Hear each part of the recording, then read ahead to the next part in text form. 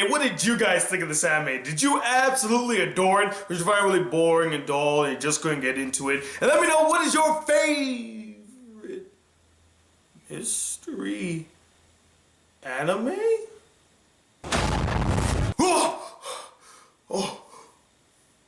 Oh God, it happened again. That could only mean one thing.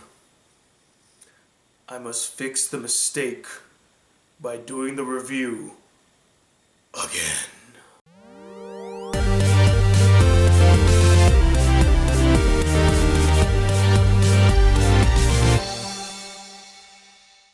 Hey guys, the Black Critic Guy, and today I'm going to review the murder mystery anime Boku Dake ga Inai Machi, or Erased in English. So Erased follows Satoru Fujinuma, a 29-year-old man living a dissatisfying life as a pizza delivery guy who has an ability which he calls revival to go back in time moments before a life-threatening incident, stopping it before it happens. After one of his revival episodes causes him injury, Satoru's mother comes to take care of her son, but through a series of events, Satoru's mother is murdered, which then triggers Satoru's revival to send him all the way back to 1988. Shocked by these turn of events, Satoru comes to the conclusion that in order to prevent his mother's death in the future, he must first prevent the kidnapping and eventual murder of one of his classmates, Kyle Hinazuki, and in doing so, discover the identity of both their killer. This anime, without question, was the most highly anticipated anime of the winter season. Everyone kept talking about it. Everyone was super stoked to see it. And when I announced that I was going to start doing ongoing anime reviews, everybody requested that I watch Erased as one of the ongoing animes that I reviewed. They're like, oh please, you gotta watch Erased, it's gonna be so good. Please watch Erased, review Erased. So I said, okay, fine, you all demanded it, so I might as well just jump right in. It just started. So I watched the first episode, and guys, after that, I was completely hooked. This is such an enthralling anime. It kept me on the edge of my seat, guessing what's gonna happen in the next episode. It was really good. So what, pray tell, is so amazing about this anime, Tony? Well, first off, it has some solid animation done by A1 Pictures. It's nothing too flashy, in fact, it's very grounded, but it fits the tone of the anime and really helps to capture the mysterious and eerie atmosphere. Not to mention that there are some gorgeous scenes in this anime that just made my mouth drop. Like, there's this scene where Satoru and Kyle are like looking at this tree, and it was just mesmerizingly beautiful. And there are some really simple scenes where a character is standing in the snow and it's falling down and they're just like looking at something. It's beauty in its simplicity. I really like that. The voice acting from the Japanese cast was also very good. They emoted very well and captured their characters perfectly. But if I'm to be perfectly honest, the two things that made this anime so great was its story and characters. First, the story. The story is so enthralling and engaging. I was captivated from beginning to episode 10. Like, the story just really sucked me in, and it kept me guessing, kept me on my toes, wondering what direction the story will take, who's the actual killer. And if a mystery anime can pull that off, it did its job. In fact, I will say it right now, Erased is one of the best mystery anime I've seen in a very long time. I mean, if an anime series can make it Jones so hard for the next episode to the point where you are literally yelling at your computer screen saying, "Are you kidding me? You're gonna end the episode like that? Damn it, I wanna see more!" I mean, that's a great anime in my opinion. And when they finally revealed who the killer was, I won't lie, I didn't see that coming. I did not think it would be that character. And let me say, the whole reveal to the character being the killer, oh my god, it was intense and scary as hell. Not to mention, the story is chock full of powerhouse moments that would make you cheer, make you tear, or make you jeer. The most powerful and emotional scene, in my opinion, is when Satoru sees his mother again.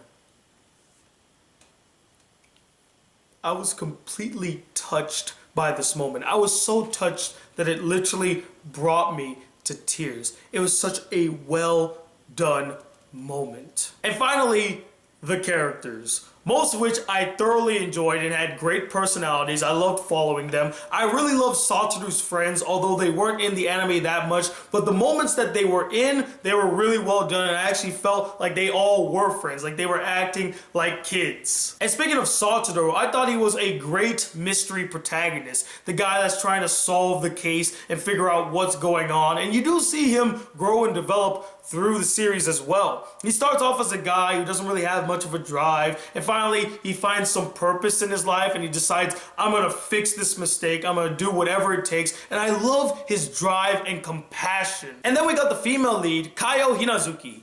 I really like this character. Although she does come off as cold and distant for the first few episodes, there's just this sort of charm to her that made her so likable and so sympathetic that you really just wanted to help her out. You wanted to save her from all the troubles that she faced. Not only because of the abuse that she faces at home, but also because she looks like she's a very lonely person that just is looking for someone to confide in, a good friend. And that's why I was so happy when Satoru finally stepped up and said, hey, I want to be your friend. And you slowly see her grow throughout the series as well as she opens up now that Satoru is in her life. It was so cute and touching to see. I like their relationship, by the way. It's, like I said, really cute and touching. Although a bit creepy because he did have the mind of a 29-year-old even though he was in the body of a 10-year-old.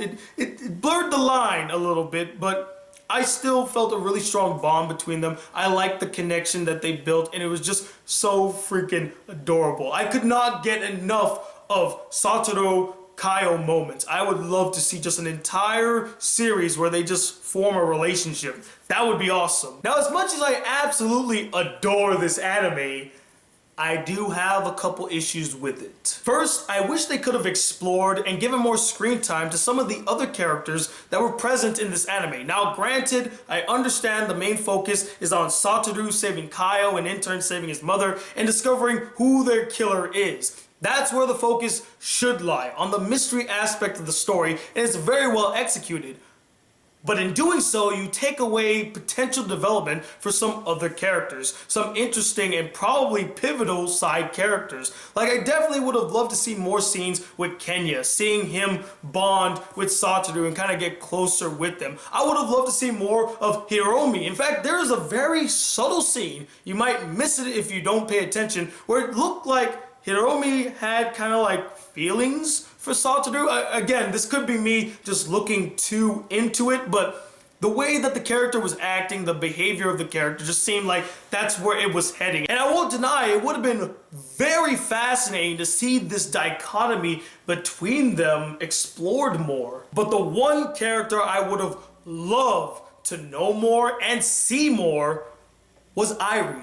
Now, there is a reason why you don't see her a lot in the anime, and that's because a majority of this anime takes place in the past, and she doesn't exist yet. But that doesn't change the fact that I still would have loved to learn more about this character, see this character interact with more characters, and see her bond with Satoru get fleshed out a little bit more. I mean, sure, you have that one episode that really focuses on her character and shows what her character is like, her personality, and it was really good. I liked that episode. I just wish we had at least 2 or 3 more of those types of episodes with Airi. There were also quite a few story elements in the anime that were completely rushed or came out of left field. Like, there's a moment in episode 9 where a character breaks down that was just so jarring to see because it just kind of came out of nowhere and I just felt like it was shoehorned in. But without question, the biggest issue with Erased was its last 2 episodes. Now, I won't go into further detail in this review as one, it would be a huge spoiler and I don't want to ruin the last 2 episodes for those who haven't seen it, and 2, I already talked about it in great detail in another video, and if you'd like to hear my thoughts on the ending to Erase and why it was so disappointing to me, click this link right here, it'll send you straight to that video. But to sum up this entire video, the reason that the last 2 episodes were so bad is because they were huge cop-outs and completely lackluster. And one major nitpick I had with the series was that they never fully explained Satoru's ability of revival. Like, seriously, where did it come from? How did he get it?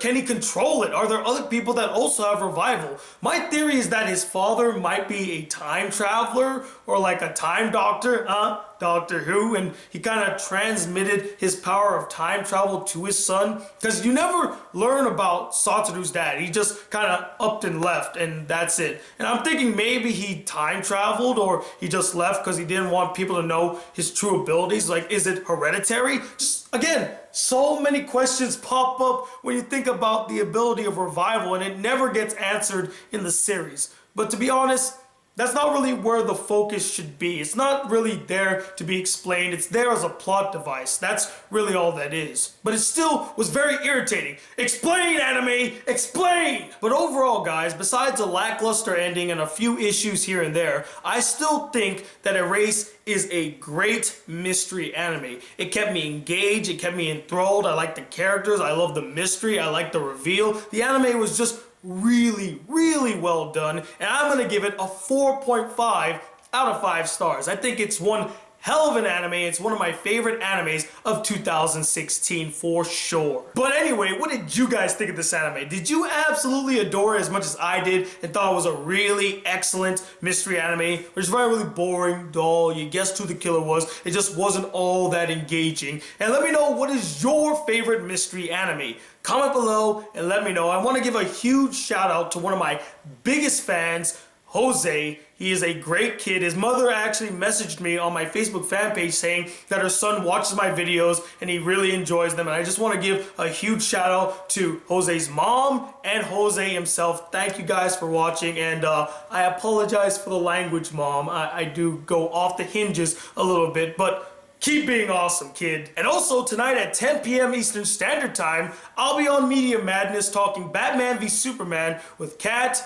Jay, and a bunch of others. Should be a very interesting show. I still have so much to get off my chest about that damn movie. So if you'd like to see the live show, I'll put a link to their channel below. Go subscribe to them and check us out tonight at 10 p.m. Eastern Standard Time. Also, tomorrow at 10 p.m. Eastern Standard Time, I will be having my monthly live chat. Should be pretty exciting, and I gotta work on some reviews, and I have a new anime pull out, a lot of things, guys. Just, oh, it's gonna be hell for a while. So until then, guys, if you'd like to see more videos on this channel, be a part of the Black Critic Crew, please hit that subscribe button below, like this video if you really enjoyed it, and I'm Tony Watt II, the Black Critic Guy. Till then, peace, YouTube.